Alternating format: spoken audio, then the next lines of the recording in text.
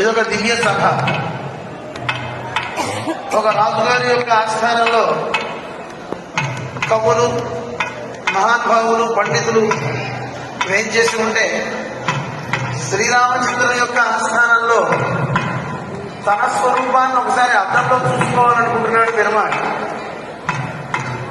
ఎన్ని రూపాల్లో ఈ భూమి మీద నేను వచ్చాను, రాబోతాను, అన్ని సేవించాలి అనుకుంటున్నాడు.